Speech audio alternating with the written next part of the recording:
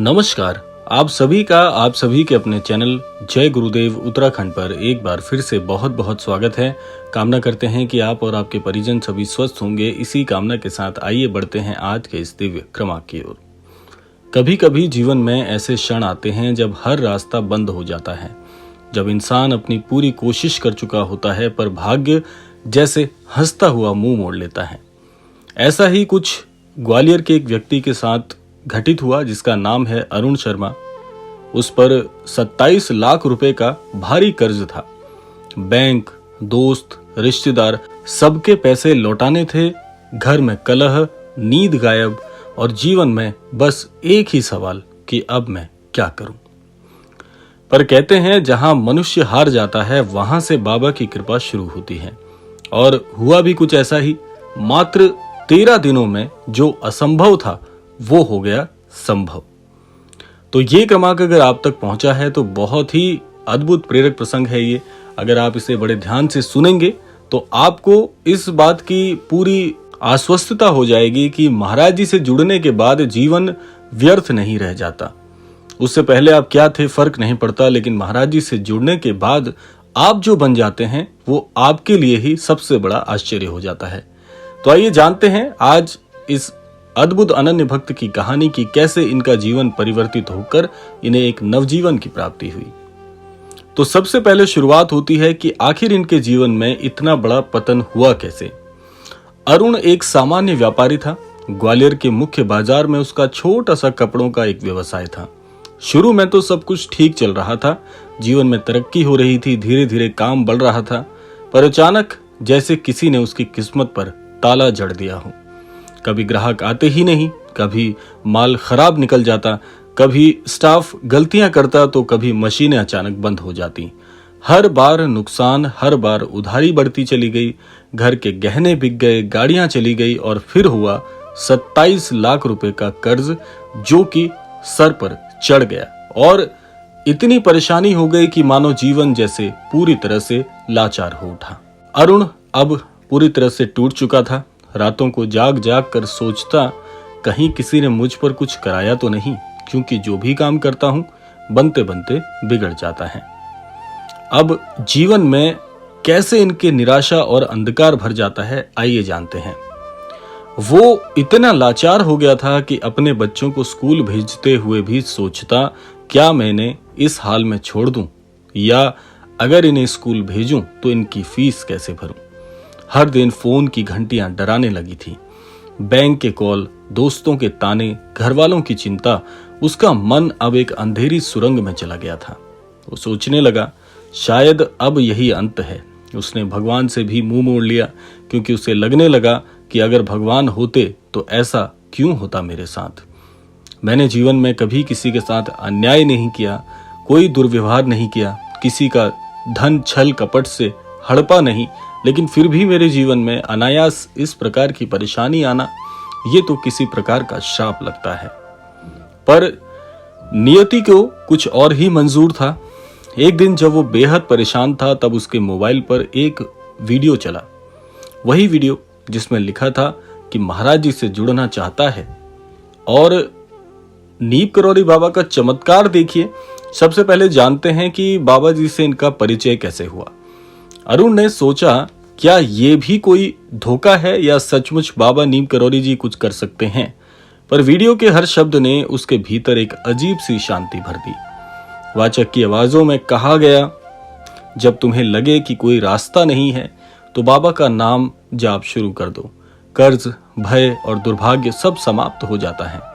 महाराज जी की शिक्षाओं को जानना शुरू किया, महाराज जी के बारे में पढ़ा। अरुण ने उसी क्षण एक बात का निर्णय ले लिया था। उसने अपनी दुकान के एक कोने में बाबा की तस्वीर लगाने की मंशा मन ही मन सोची और हर सुबह शाम सिर्फ एक पंक्ति का जाप करने लगा, जय नीम करौरी बाबा, जय हनुमान जी। अब देखिए 13 दिनों की जो अद्भुत यात्रा है इनके जीवन के वर्णन की, वो थोड़ा जान लेते हैं।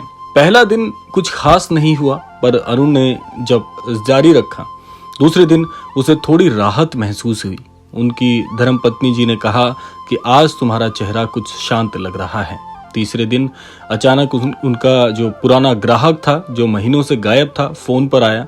उसने कहा कि भाई पिछली बार जो कपड़े लिए थे उसका पेमेंट आज मैं कर रहा हूं और वो रकम थी 1,75,000 रुपए।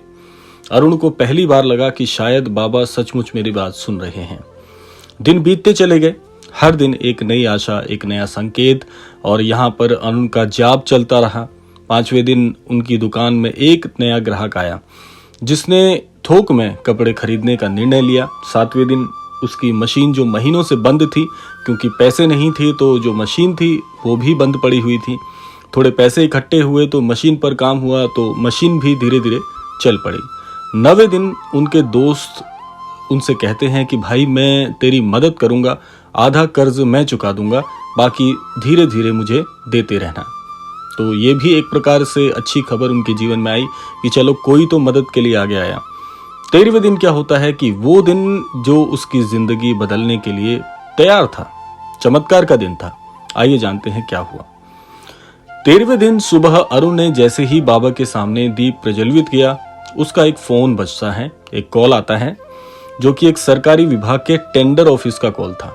वो महीनों पहले एक सरकारी सप्लाई का टेंडर डाल चुका था जिसकी उसे कोई उम्मीद ही नहीं थी, क्योंकि आप सभी समझ सकते हैं कि जब जीवन में बुरा दौर शुरू होता है तो आप चाहे किसी काम को लेकर कितने ही आश्वस्त क्यों ना हो कि ये काम तो बनकर ही रहेगा, वहां पर भी बहुत ज्यादा हार का मुख देखना पड़ता है, क्योंकि जब चीज खराब होती है तो चारों ओर से फिर वो दुख घेरने लगता है। तो उस टेंडर के बारे में अरुण को जैसे था ही नहीं कुछ कि इस प्रकार का टेंडर कुछ मैंने डाल रखा है, लेकिन जब समय अच्छा आता है तो फिर चारों तरफ से आपको अच्छी खबरें सुनने को मिलती हैं।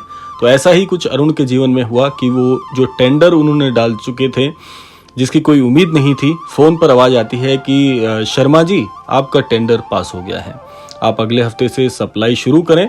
और टेंडर की राशि थी 27,60,000 रुपए। अब जैसे अरुण की आंखों से आंसू निकल पड़े, बहुत ही विस्मयादि समय हो गया। वो तुरंत बाबा की तस्वीर के आगे गिर पड़ा, रोते हुए बस यही कहता रहा कि बाबा आपने तो मेरी लाज रख ली, मैं तो खत्म हो गया था। उसी दिन से आज का दिन है, अरुण हर सुबह 11 बार बाबा का नाम जपते हैं और वो कहते हैं कि प्रातः काल में काम के चलते बहुत नियमित रूप से, कम ही सही लेकिन इतना मैं जरूर करता हूं, और रात्रि सोने से पहले इन्हें थोड़ा समय मिलता है तो वहां पर आधा घंटा 1 घंटा जितना समय इन्हें मिल सकता है वहां पर बाबा जी के नाम का जाप करते हैं। तो कहते हैं कि कर्ज तो सिर्फ रुपयों का नहीं था, मैं मन का भी कर्जदार था, बाबा ने दोनों उतार दिए। तो बहुत ही अद्भुत तरीके से अरुण जी ने अपना ये प्रसंग हमारे पास प्रेषित किया है और बताते हैं कि बाबा जी की शिक्षाएं और बाबा जी का जब सानिध्य और संग आप करते हैं तो जीवन कैसी ही स्थिति में क्यों ना हो, जीवन बदलता जरूर है। तो महाराज जी एक बात हमेशा कहा करते थे जो कि आज के इस क्रमांक के लिए बहुत उपयुक्त होगा आप सभी को बताना, कि भक्ति कोई व्यापार नहीं है, ये विश्वास की परख है। जब आप सच्चे मन से पुकारेंगे तो बाबा जी बिना बुलाए चले आएंगे। तो अरुण जी ने यही विश्वास किया, उसने विश्वास रखा, भले ही हालात विपरीत थे, और जब मन समर्पित हुआ तो बाबा की कृपा प्रवाहित हुई।